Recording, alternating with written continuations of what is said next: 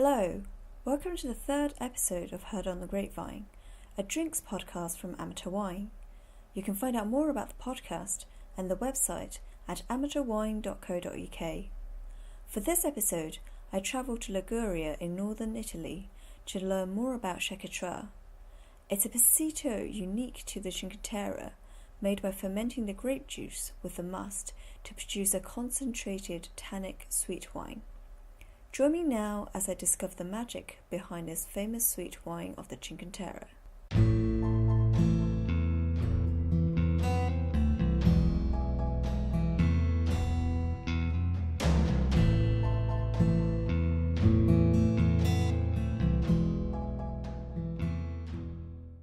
You've probably seen the word passito on bottles of sweet wine from all around Italy, so let me begin this episode by explaining what that is. Passito is the Italian name for a type of sweet wine where the grapes are dried before being pressed.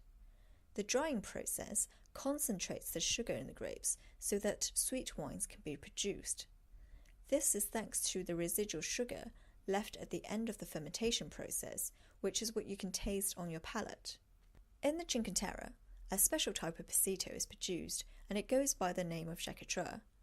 In Rio Maggiore, one of the villages of the Sciacchetra, I met Roberto Bonfiglio and Alessandra de Cugis.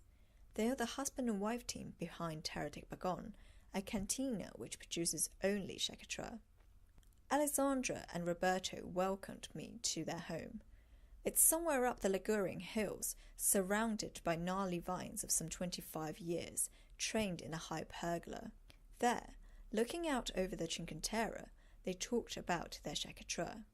For me, it was incredibly awe-inspiring to learn that the couple, now in their 60s, are producing this passito wine, which the younger generation have abandoned because they thought it was too much hard work. But I'll let them explain their own wine. Vuoi sapere cos'è lo Sciacchetra? Lo Sciacchetra è un vino passito che in Italia i vini passiti sono vini dolci, diciamo, che non hanno trasformato tutti gli zuccheri in alcol e tengono una quantità di zuccheri. E lo Sciacchetra appartiene a alla categoria italiana di passiti. It's a passito wine and is the special and characteristic wine of Cinque Terre. Although you have also white wine, but Sciacchetra is only produced in the Five Lands. In Italia si producono migliaia di passiti, nelle Cinque Terre se ne produce uno solo ed è lo Sciacchetra, ed è un vino molto particolare. In Italy there are it's a large production of passito wine, and in Cinque Terre there is only one called Sciacchetra. What makes it different from passito from other areas of the world? The characteristic, le dico io qual è la differenza. The characteristic of Sciacchetra is that it ferments in its own skins, which no other passito wine does. The result is that it's not so sweet to the palate, and it's rather dry. The second characteristic is that it's left to dry in the wind and not in the sun. Bargon has the characteristic of being always windy, which the grapes need to dry in that particular way. Not in the sun, not hanging but they need fresh air and coolness and dry wind. After you pick the grapes, what happens then? The best grapes are picked by Roberto and his brothers of three kinds of grapes, and they're laid to dry on wired boxes, one on top of the other, because they're then dried with the wind rather than being burnt by the sun. The time they take to dry is between 30 and 40 days, depending on how the summer was, and so how the grapes were, and how the period in which they dry is. Very dry, very humid, which kind of wind. So when the ripeness and the dryness have reached the point which is considered the best for that kind of production, with the enologist, all these grapes are taken down from this construction of wired boxes, and they're taken down to the cantina. The cantina is not a winery and is not a wine cellar. It's where you produce, you stock And in this case, we also sell our wine in a very, very tiny dimension, as all constructions are in the Cinque Terre. In this small cantina, the grapes are picked by hand by the 5 brothers all together, one by one, and then they are softly pressed for the first time, and then they are put to ferment on their own yeast and skins for 20 days or so, and then pressed with the wooden press. This time in which they stay on their own skins is when they get a lot of tannin, which gives this very dry quality to this passito wine that doesn't leave your mouth sweet, but nice and fresh, because it's like a red wine in a sense, because it was in its own skins. And then it stays to mature for at least 18 months before the wine can be bottled. Usually we leave it there even longer because we like it to stay. The more it stays, the more it enriches itself. What kind of flavours does it have? It's dried fruit, tobacco, dry apricot. It has scent of lemon and orange, honey. It's a mixture of all those, and each year it's a different mixture of these flavors, because it's such an artisanal production that each year is really quite different. And it has this mineral and salty taste as well, which appears, which mixes with these flavor and perfumes. All over the world, sweet wines are losing popularity, and lots of people are thinking about giving up. Has that ever, I mean, like in Sauternes, they find it difficult to sell it because it's so expensive to make, and, you know, people are like, when do I drink this wine? You know, there's no time in my dinner for this wine. Do you find that the same for you guys? No, the perception we have is that there is an increase in interest. I think because this wine represents so much this territory, and this is a magical territory. If you come here as a tourist for 3 or 4 days and you have the fortune to meet somebody that introduces you to Sciacchetra, which is not so easy, then very likely you want a bottle, because you're taking away a bit of this place. It's to do with the magic of this place. You might meet the magic or you might not. But if you do meet it, then even if it is very expensive, not as Sauternes, I think, I'm not, but you will try, you will tend to drink it, buy it. How much approximately does it retail for? It varies between 40 to 60 euros per bottle, but it can reach 70 or 100 euros per bottle. But less than 40, there is some, but it cannot be Sciacchetra. If you see what I mean, because there is so much work, the relationship between the production, the quantity, and it's impossible. Even in this way, you don't make a living out of it. It feels like it's a bit of a dying art. Why has he decided to make Sciacchetra? He's always been doing Sciacchetra, and he couldn't live without doing Sciacchetra.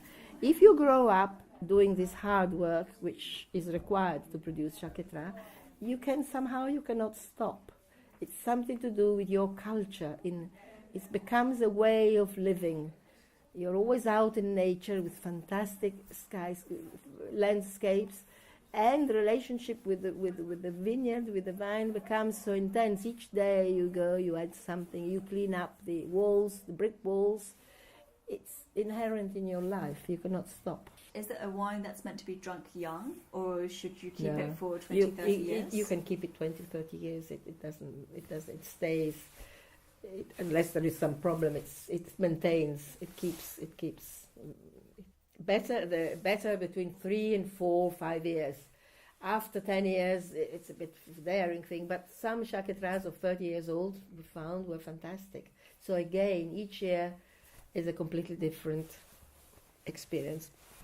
In this region, how would you drink it? Is it with food, without food, and what Traditionally, this wine was not sold until fino alla fine degli anni 80, non era in vendita. No, fino alla fine degli anni 70. Until the 70s, 80s, it wasn't sold. Each family, because here was all cultivated, all the land was cultivated and slowly abandoned.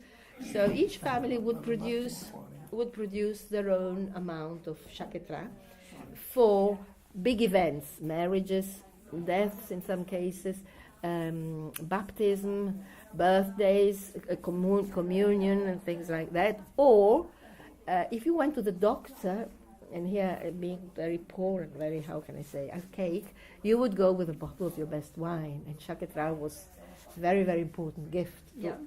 So it was for doctors and for lawyers, because they're also very quarreling types, so they needed lots of lawyers. Nowadays, the emphasis has shifted from the land cultivation to the wine production. So enologists have been helping to improve using, I mean, not just, the peasant wine is fantastic. No, the peasant wine has to be carefully treated, measured, and governed somehow. They've taught me, the sommeliers, is that in fact the best combination is with strong green cheese or nuts, i.e. with something salty, and preferably with a clean mouth, because it has such a rich spectrum of tastes. So you would have it before dinner, for example, as an aperitif? Yes, but it's very rare that this happens. This is what we suggest. This is what we do with our friends, and this is what is beginning to be done in a few places. Because it's not such a well-known wine, and it has such a small production, it's not easy to find it. I think it's the best way of drinking it. But also I think, in fact, as it is a wine for meditation, it's not, I don't think it's good connected with a meal, because if you drink at the beginning, it is a bit intense, and in the end, you don't appreciate it. In fact, at 6 o'clock, in front of the sunset, or with good music, in a quiet place, with a bit of cheese and nut, and then you have a glass. I think that's the best way. In my experience, that is at its best. As the sun started to set over the Cinque Terre, we headed down to the heart of Rio Maggiore, where Terra di Bargon has its cantina. It's a small space nestled within twists and turns of the village's back street, where the couple make, store and sell their wine. There, we watched a video that explored visually what we had talked about en route, that is, training of the vines, the hard work involved in laying the bricks for the terrace and keeping the mildew at bay. We also tasted a little of the Terra di Bargon Reserva 2009, a concentrated sweet wine with notes of bruised apple, prune, dried apricots and a nutty tang. It's definitely not a sweet wine that you will have met before, and it's not as sweet as you might think. Without realising it, I had spent most of the time talking to Alessandra, whose English was much better, but I really wanted to hear from Roberto, for whom it has been a lifelong family enterprise. So before I left, I asked Roberto how he felt about his wines.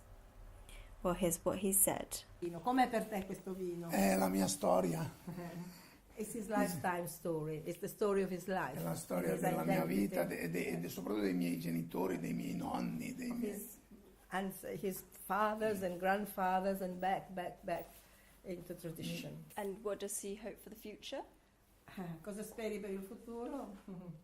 Per il futuro io non sono ottimista, però penso che qualcosa stia cambiando in positivo. In positive. He hopes for a positive development.